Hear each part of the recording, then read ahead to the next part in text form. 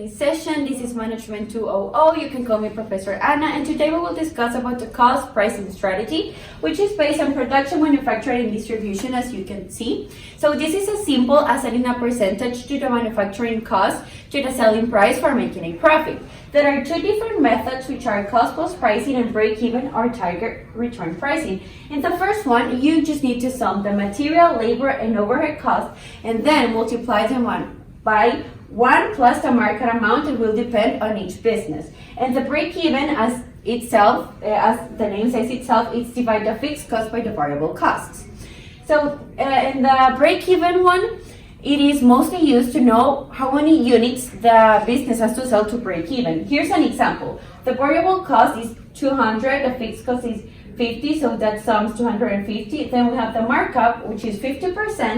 And to know the market amount, we just have to multiply the 50% by the 250, and that will give us the 125, which we just have to sum it to the total cost per unit. So we will know that our selling price is $375. So the business will be making 125 for its profit for each unit sold. Next, please. So both strategies ensure production and overhead costs are covered. Next, please. So now I just want you to give me an advantage or a convenience that you can think of. Juan, yeah. So basically, it ensures that the company always generates profits. It is simple to understand and simple to apply. It covers all the production and overhead costs. It enables the generating consistent margin. It is also useful to find the cost of customized products, and it helps companies to bid large projects. Let's see an example of a customer talking about the advantages of the cost-based pricing method.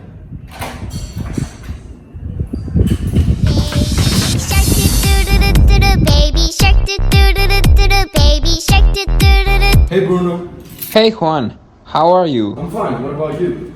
I'm good too, bro. What are you doing right now? I'm just getting home. I was at the supermarket. By the way, do you remember the supermarket that I told you that it was way too expensive? The one that I used to go? Yeah, bro, I remember. What happened, eh? Well, let me tell you that I just found the best supermarket in the area. It's just around the corner. They have some great stuff, great prices. And they use this type of thing called like cost-based pricing method. So basically, what they do is like they take the cost of the product and then they add just like 20% for profits. It's way cheaper, and I really recommend it to you. That sounds awesome, man. Send me the location of that supermarket, please. I need to buy food ASAP, and I don't have too much money. Okay, man, I'll send it to you. Take care. Thanks, man. You too. See you. Hey, is this the CFO office? Yes, she's ready for you. Please come in. Cost-based pricing is an easy way to track their expenses, and it's pretty accurate when calculating a profit. Businesses are attracted to this method because it's simple. For example, we all know the famous Arizona drink that is known for being only 99 cents. How is this possible?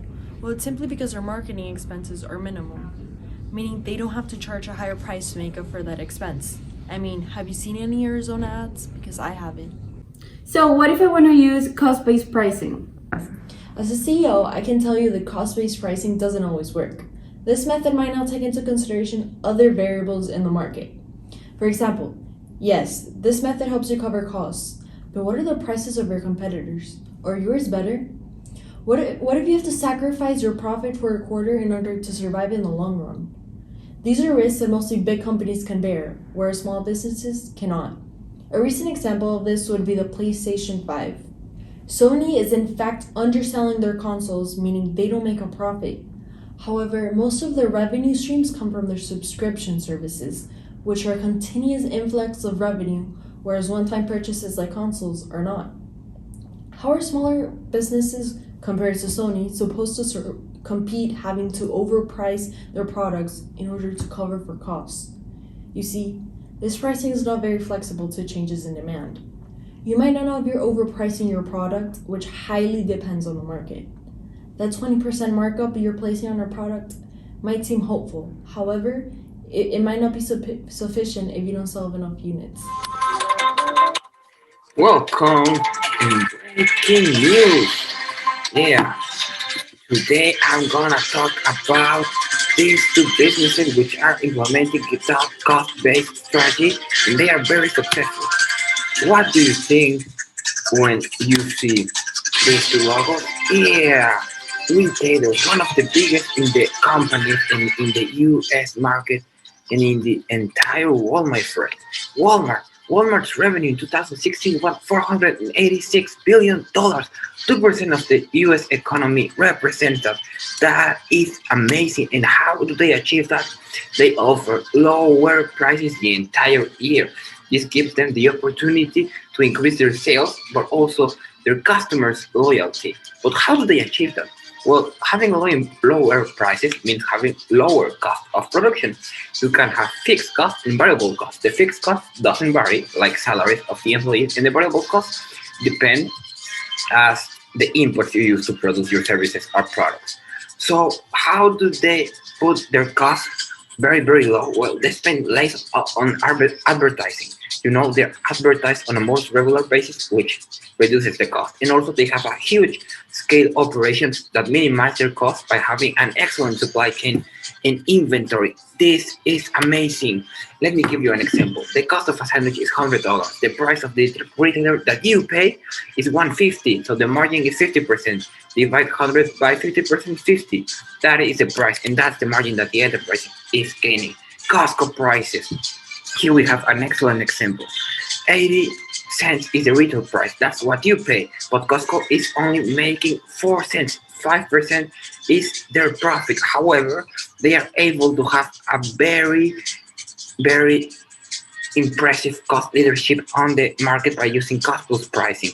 This gives them customer transparency and the prices are fair. This builds trust and of course, this lets them be so successful.